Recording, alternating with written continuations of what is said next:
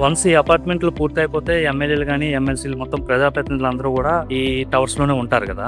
ఈ ప్రజాప్రతినిధుల ఫ్యామిలీస్ ఎవరైతే ఉంటారో వాళ్ళకి అంటే రిలాక్సేషన్ కోసం మార్నింగ్ కానీ ఈవినింగ్ కానీ వాక్ చేసుకోవడానికి, జాగింగ్ చేసుకోవడానికి, అంటే చిన్నపిల్లలు ఉంటే ఆడుకోవడానికి కానీ, లేదంటే యంగేజ్ వాళ్ళు ఉంటే ఏదైనా గేమ్స్ ఆడుకోవడానికి కానీ అవి కూడా ఏర్పాటు చేశారు ఇక్కడ. మొత్తం ఒక్కొక్క పోడియంలో ఒక్కొక్క గేమ్స్ సంబంధించింది.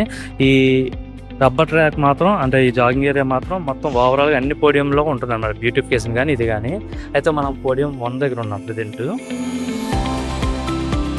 ప్రతి పోడియంలో చుట్టూ గ్రీనరీ, బ్యూటిఫికేషన్ అనేది ఉంటుంది. అలానే ఈ పోడియంకి వచ్చేసరికి బాస్కెట్బాల్ కోర్ట్ అనమాట ఇది. అలానే ఇక్కడ కూర్చోడానికి కానీ ఇది ఒక పోడియం. అలానే ఇంకొక పోడియం దగ్గరికి వెళ్దాం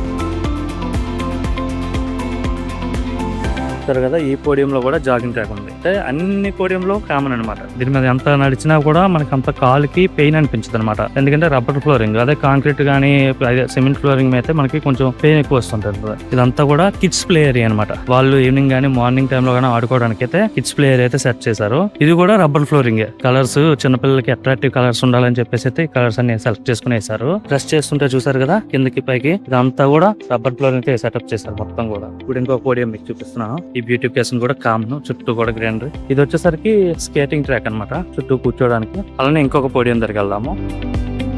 ఇవేంటి అనుకుంటున్నారా, కింద సెల్లార్ లో అంటే స్టిల్ట్ అని చెప్పా కదా, దానికి సన్లైట్ కోసం అయితే అలా ఏర్పాటు చేశారు.